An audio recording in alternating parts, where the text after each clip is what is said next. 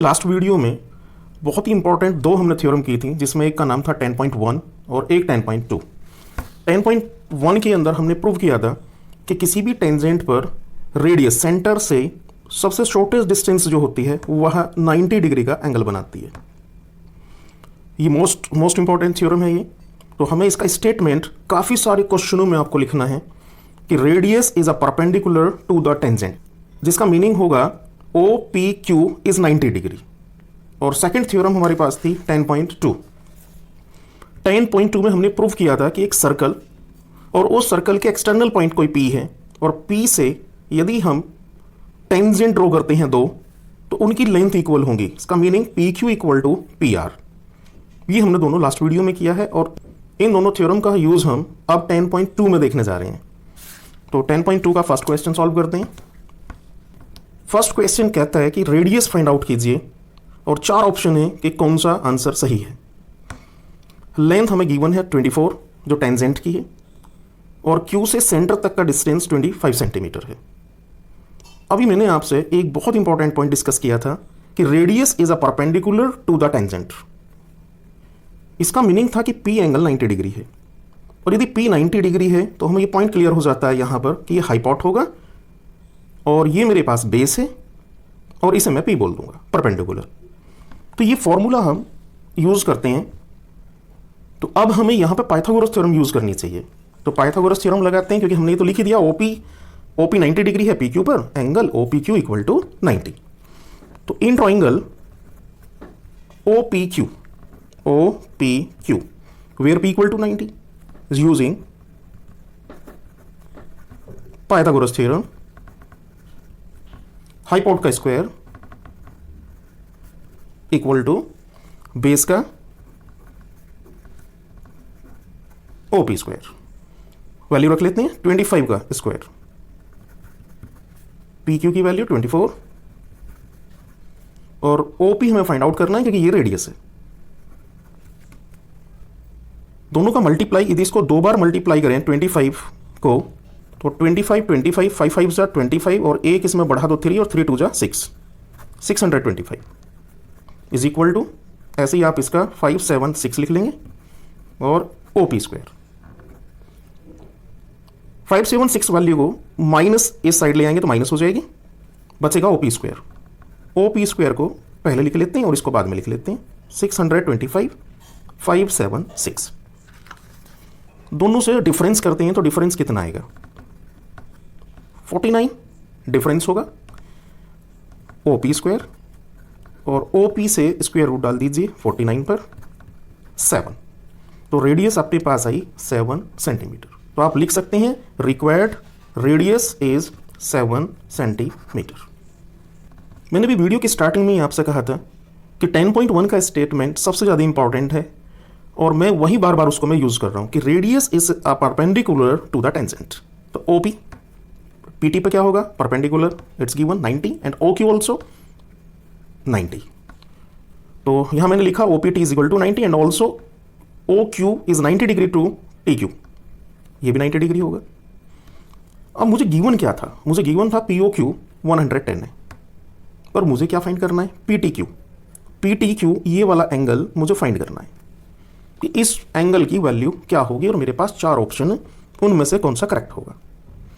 और TP और TQ मेरे पास दो टेंजेंट हैं और टेंजेंट की हमें ऐसा ज़रूरत नहीं है कि दोनों इक्वल होंगे क्योंकि ये इसमें यूज़ करने की ज़रूरत ही नहीं है। तो मेन इसके अंदर दो पॉइंट थे। नंबर फर्स्ट कि रेडियस टेंजेंट पर 90 डिग्री बनाती है, तो दो 90 हमें मिले और दूसरा हमें जो वैल्यू मिली वह 110 मिली जो उसकी गिवन थी और हमें निकालना है एंगल T। अब ये जो बना हुआ है हमारे पास ये पूरा, इसका नाम होता है क्वाड्रिलेटरल। तो मैं क्वाड्रिलेटरल में बात करूं, नाउ क्वाड्रिलेटरल PTQO हमने पढ़ा हुआ है कि चारों एंगल का सम 360 होता है। तो लिख लेते हैं इसको हम, कौन कौन से एंगल हैं, angle P, angle O, angle Q और angle T is equal to 360। Angle of angle sum property of a quadrilateral. हमने इसलिए इसको यूज करा कि 360 है।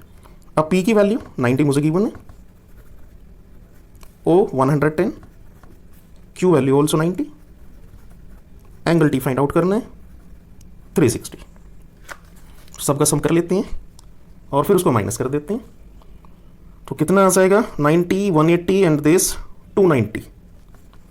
Angle T equal to 360 minus 290। Sum किया और माइनस कर दिया, तो angle T is equal to 70। ये वैल्यू आ गई 70 डिग्री। फाइंड क्या करना था, PTQ।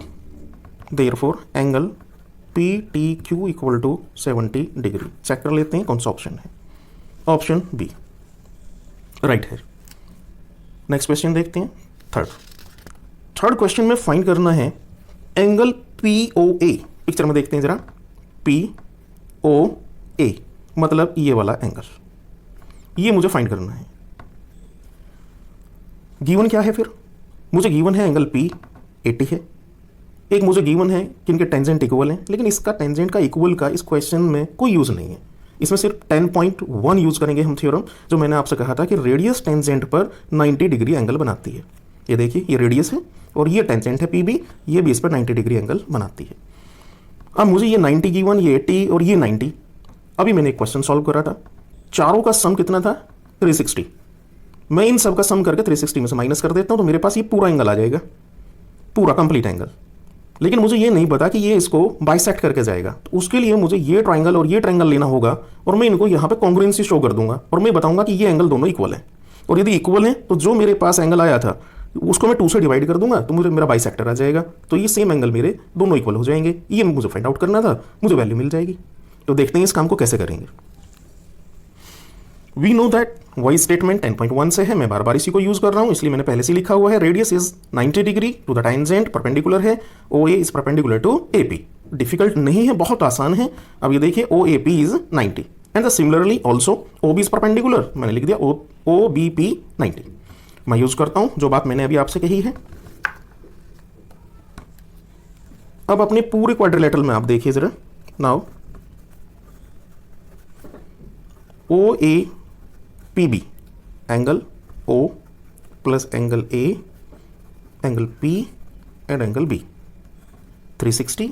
और ये हमने लास्ट क्वेश्चन में लिखा था 360 क्यों आता है, क्योंकि ये हमारे पास में प्रॉपर्टी होती है एंगल सम की, किसके लिए, क्वाड्रिलेटरल के लिए। सभी की वैल्यू रखते हैं। एंगल O A 90 है, B 90 है, लेकिन P मुझे 80 गिवन है, सॉरी 80, और ये 90 हुआ, 90 360। एंगल O कितना आ जाएगा, O is equal to, add करिए 180 और 80 और उसमें ऐड कर दीजिए, तो क्या वैल्यू आएगी 260। 360 में से मैं 260 माइनस कर देता हूं, 100 डिग्री मुझे एंगल मिला। अब इस 100 डिग्री को, लेकिन मैं ये नहीं कह सकता मैंने ये आंसर निकाल लिया है, क्योंकि ये कंप्लीट आया है, ये वाला मैं पूरा लिख के दिखाता हूं। AOB 100, लेकिन ये सर आंसर नहीं है। केवल यदि ये पूछा जाता तो मैं आंसर कह सकता था। मेरे से कहा गया है कि मुझे PAO निकालना है, POA, तो ये एंगल। अब इसके लिए मैं दो ट्राइंगल लूंगा और उनको कॉन्ग्रुएंट शो करूंगा।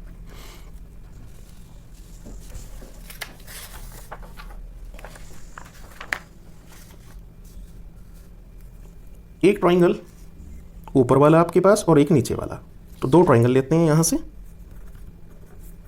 In triangle OAP and triangle OBP 3 बातें प्रूव करिए कि दोनों में सेम है। Number 1, angle A equal to angle B each 90। ये स्टेटमेंट हमने दिया हुआ था, radius is the 90 degree to the tangent. दूसरा, OP दोनों में कॉमन है, OP equal to OP common. तीसरा क्या हो सकता है, रेडियस। रेडियस क्या है, OA और OB, क्योंकि ये सेम रेडियाई है। आप तीनों साइड पे बेस लें या RHS लें, कोई प्रॉब्लम नहीं है, आसानी से अपने क्वेश्चन को सॉल्व कर सकते। एक तीसरा पॉइंट भी हमारे पास है, हम चाहें तो इसमें, क्योंकि हमने पूरा ट्राइंगल लिया है, हम PA इक्वल टू PB भी यूज़ कर सकते हैं। लेकिन चलिए पहले OA और OB पे बात कर लेते हैं, radii. O A equal to O B, radii of the same circle, same circle. अब ये आपके पास प्रॉपर्टी कौन सी लगी, ये आपके पास लगी RHS। RHS क्यों? क्योंकि 90 डिग्री आपने लिया, साइड लिया, राइट, और हाइपोट लिया, क्योंकि 90 के सामने वाला हाइपोट है OP।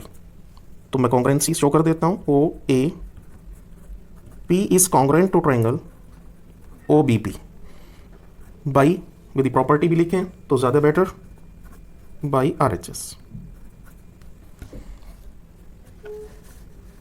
अब दो एंगल जिनके बारे में मैं बात कर रहा था, क्योंकि ये एक ट्राइंगल ये था और एक ये था। अब ये angle POA is equal to हो जाएगा POB के। मैंने ये बात प्रूव कर ली कि कॉन्ग्रेंट है, और अब मैं इजीली लिख सकता हूं POA is equal to POB। मैं इसको इक्वेशन का कुछ नाम दूं, क्या मैंने यूज़ किया इक्वेशन पहले? नहीं किया, तो मैं इसको 1 बोल देता हूँ, 1 इक्वेशन। अभी जो मैंने सिंपलीफाई किया था, ये कंप्लीट एंगल था मेरे पास, और ये वैल्यू मेरे पास आई थी AOB। तो मैं इस AOB को AOB मैं ऐसा लिख लेता हूँ, और इसे इक्वेशन फर्स्ट कह दीजिए और इसको second. From equation 1 angle AOB equal to 100। और AOB को आप कैसे लिख सकते हैं? AOB को थोड़ा पिक्चर से समझते हैं। AOB को हम देखिए, AOB पूरा है, कंप्लीट है, तो मैं लिख सकता हूँ ये एंगल प्लस ये एंगल, दोनों का सम। तो पिक्चर से एंगल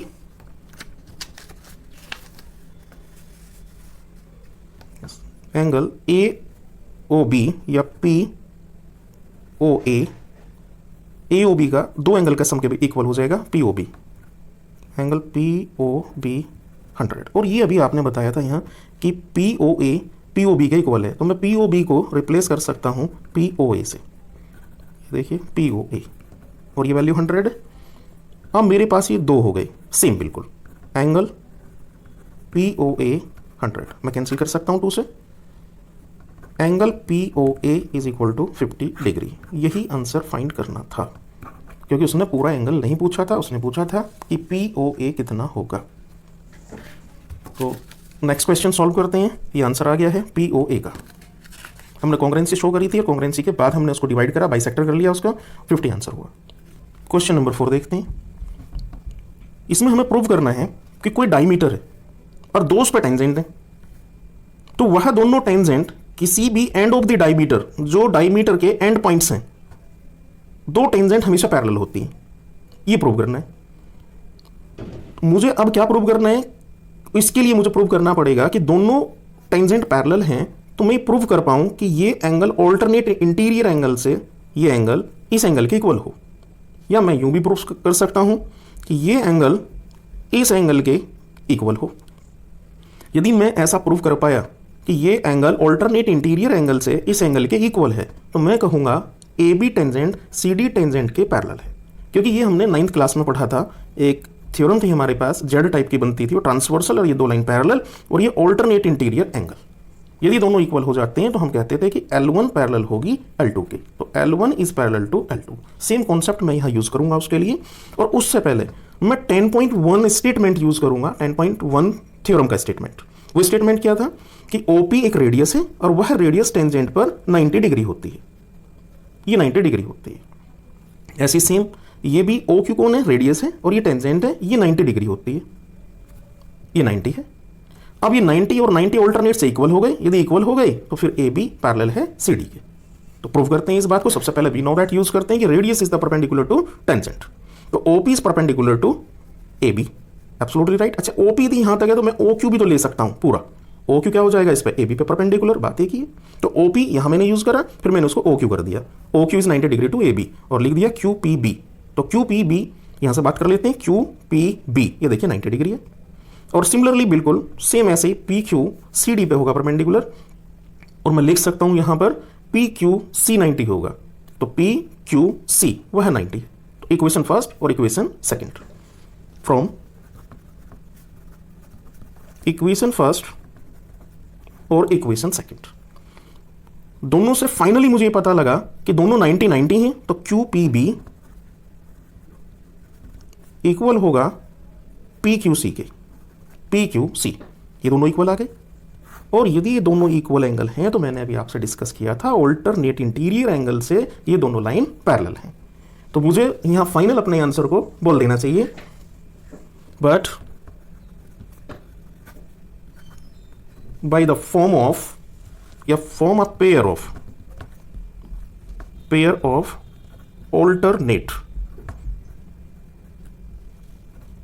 alternate एंगल्स,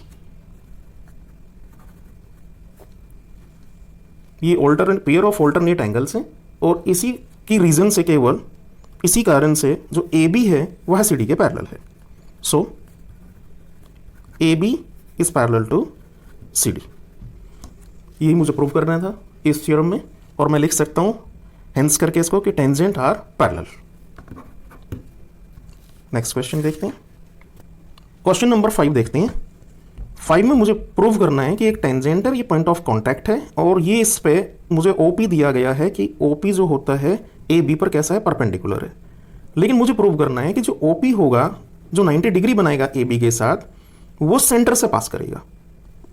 ये मुझे प्रूव करना है कि सेंटर से पास करेगा। अब इस बात को प्रूव करने के लिए मुझे हेल्प लेनी होगी 10.1 थ्योरम की, जो ये कहती है कि we know that the radius is perpendicular to the tangent, कि रेडियस परपेंडिकुलर ये दिखाई दे रहा है और टेंजेंट पर 90 डिग्री होती है। तो मैंने इसको 90 डिग्री बोल दिया है क्योंकि मेरे स्टेटमेंट में है ऐसा, ओ पी बी इज 90, और मैं इसका नाम रखता हूं इक्वेशन फर्स्ट। अब मैं इसके नियर बाई कोई पॉइंट लेट कर लेता हूं। मैं यहां कहीं भी ले सकता हूं, इस साइड भी ले सकता हूं, कोई भी एक ऐसा पॉइंट कि जिससे मैं अपनी बात को प्रूव कर पाऊं। सपोज करिए कि मैंने इसी के साइड में एक क्यू पॉइंट लिया और क्यू पॉइंट को मैंने पॉइंट ऑफ कांटेक्ट से मीट कर दिया। अब मुझे प्रूव करना है कि क्यू पी बी 90 है, लेकिन ये मुझे दिख रहा है ये 90 नहीं है, ये एक्यूट एंगल है। ये देखिए 90 तो यहां से यहां तक है, जो बिल्कुल यूनिवर्सल ट्रूथ है मेरी स्टेटमेंट से। लेकिन क्यू पी बी 90 से लेस है, ये बिल्कुल प्रैक्टिकली नजर आ रहा है। लेकिन हम इसे लेट करके चलेंगे और बाद में अपनी बात को कंट्राडिक्ट कर देंगे, अपनी बात को गलत साबित कर देंगे, और हम ये प्रूव कर देंगे फिर कि यदि क्यू और ओ पॉइंट सेम पॉइंट पर होते, दोनों कोइंसाइड करते, तो ऐसा तब पॉसिबल था। अदरवाइज यदि ओ से कोई भी डिफर करेगा, थोड़ी सी डिस्टेंस में भी डिफरेंट हो जाएगा कोई पॉइंट, तो वह सेंटर से पास नहीं होगा, ए बी के टेंजेंट के लिए 90 नहीं बनाएगा। तो ये तभी पॉसिबल है जब क्यू और ओ सेम पॉइंट हो। चलिए प्रूव करते हैं इस बात को। तो मैं यहां यूज करना चाहता हूं बाई कंस्ट्रक्शन, क्योंकि मैंने वहां कंस्ट्रक्शंस की है बाई कंस्ट्रक्शन, और मुझे लिखना है यहां OP Q P is perpendicular to A B. ये परपेंडिकुलर है इस पे, ऐसा मैंने लेट करा है, एज्यूम करा है, मैंने कंस्ट्रक्शन करी है ऐसी, जबकि मुझे मालूम है प्रैक्टिकली ऐसा होगा ही नहीं। लेकिन चलिए अब इसको लिखते हैं, implies Q P B equal to 90। Second equation आ गई from equation first and second, दोनों 90 हैं, ये प्रूव हो गया। फिर angle O P B is equal to angle Q P B, ये दोनों इक्वल है। लेकिन ये दोनों आप इक्वल इसे कैसे बोल सकते हो कि दोनों इक्वल है? इक्वल तो ये नहीं हो सकते, क्या रीजन उसके पीछे? बट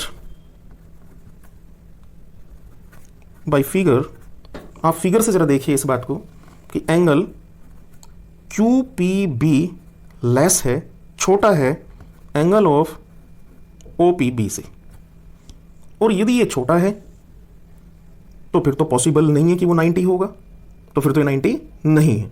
अच्छा, कब हो सकता था पॉसिबल? विच पॉसिबल, मैं लिख सकता हूं ऐसा कि which is possible only when O and Q coincide, कि दोनों कैसे हो, मतलब सेम पॉइंट हो। यदि ये सेम पॉइंट है तो पॉसिबल है, ओ और क्यू यदि सेम पॉइंट है तो ऐसा तब पॉसिबल है, अदरवाइज ऐसा पॉसिबल नहीं है। तो इसलिए तभी पॉसिबल था। मैं लिख सकता हूं अब यहां देयरफॉर या hence the perpendicular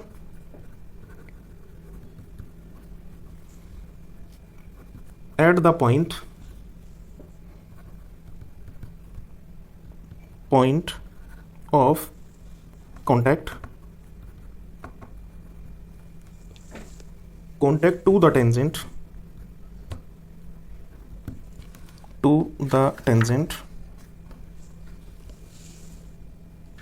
to a circle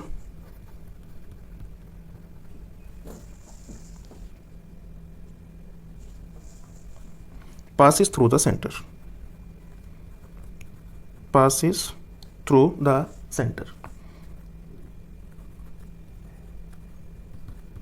centre, यही प्रूव करना था जी। क्वेश्चन नंबर 6, मुझे रेडियस फाइंड करनी है, ओपी बताना है, मुझे गिवन है एक डिस्टेंस सेंटर और ए के बीच 5 सेंटीमीटर है, और लेंथ ऑफ द टेंजेंट भी मुझे गिवन है, लेंथ ऑफ द टेंजेंट वह मुझे 4 सेंटीमीटर गिवन है। तो 10.1 का फिर स्टेटमेंट यूज हो गया। क्या था 10.1 का statement? We know that radius is perpendicular to the tangent. मतलब OP, this implies OP is perpendicular to PA, या यूं कह दीजिए कि OPA इक्वल टू 90, और ये राइट एंगल ट्रायंगल बन गया। तो अब in right angle triangle OPA में यूज कर सकते हैं हम यूजिंग पाइथागोरस थ्योरम। अब पाइथागोरस थ्योरम क्या कहती थी? फॉर्मूला होता था इसका हाइपोट का स्क्वायर, परपेंडिकुलर का स्क्वायर और बेस का स्क्वायर। तो हाइपोट कौन है? 90 के अपोजिट होता है 5 स्क्वायर, और मैं यहाँ ले लेता हूँ इसको P4, B की वैल्यू 25 P स्क्वायर और 16, P को यहीं रोकते हैं और पहले लिख लेते हैं, 16 को माइनस कर देते हैं। 25 माइनस 16, 25 में से यदि 16 को माइनस करते हैं तो क्या वैल्यू बचती है? 9 आनी चाहिए, और 9 आती है तो P को आप स्क्वायर रूट डाल दीजिए इस पर। 9 तो पॉजिटिव वैल्यू देगा, 3 नेगेटिव होगा नहीं, डिस्टेंस नहीं होगी नेगेटिव।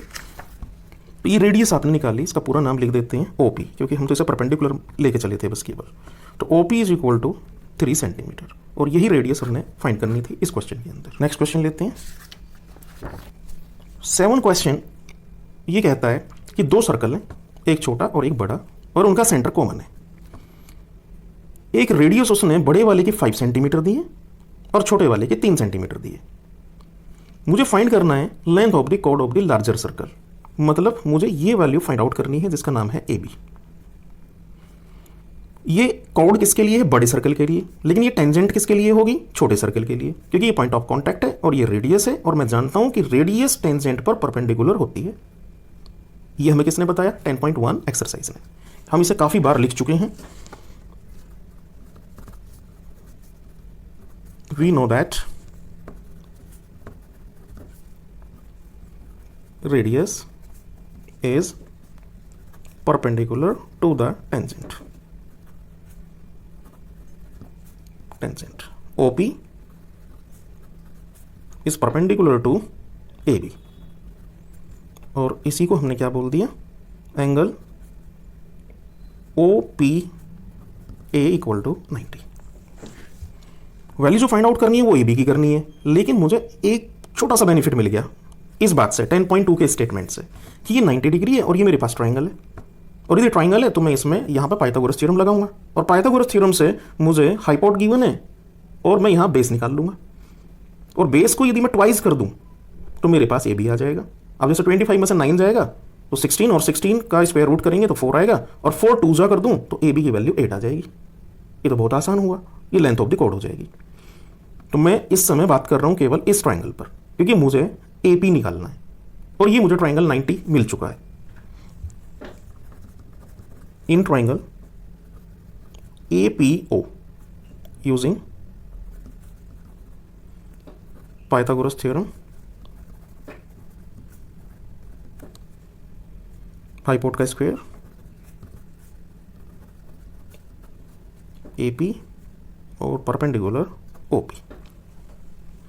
25 AP की वैल्यू नहीं मालूम, और OP है 3 का स्क्वायर 9। AP स्क्वायर 9 इधर शिफ्ट कर दो तो 16 बचेगा 9 माइनस 25 में से, और AP की वैल्यू ऑफ AP 4 सेंटीमीटर। लेकिन ये नहीं फाइंड आउट करनी थी हमें फाइंड आउट करना था कंप्लीट ए बी जो बड़े के लिए कोड है, लेकिन बिना इसके हो भी नहीं होगी। तो अब मुझे इसमें क्या सेंटेंस ऐड करना चाहिए कि मेरा आंसर इजीली आ जाए। कैसे मैं इसको लिखूं? देखिए जो एपी है, now A B is equal to, मैं लिख सकता हूं A P plus P B. और ये मैं जानता हूं कि सेंटर से यदि मैं इस पॉइंट ऑफ कॉन्टैक्ट पे एक लाइन ड्रॉ कर रहा हूं जो 90 डिग्री है, परपेंडिकुलर है, तो इस सर्कल, बड़े सर्कल के लिए ये बाइसेक्टर का काम करेगी। मैं इसको ऐसा लिख सकता हूं, तो P A equal to P B, मुझे ऐसा लिखना चाहिए। अब देखिए पी बी की जगह मैं वैल्यू लिख लेता हूं ए पी, और पी बी का भी मैंने रख दिया ए पी। 2 ए पी हुआ और ए पी की वैल्यू थी मेरे पास 4, तो 2 into 4 equal to 8 centimetre. A B ये कोड था जो मुझे फाइंड आउट करना था, तो लेंथ ऑफ द कोड आप हेंस करके लिख दीजिएगा, ये हुआ। आई होप आपको 1 to 7 क्वेश्चंस के सभी सॉल्यूशन समझ में आए होंगे और ये 1 शॉट में क्वेश्चन सॉल्व कर दिए हैं, और नेक्स्ट क्वेश्चंस नेक्स्ट वीडियो में देखते हैं।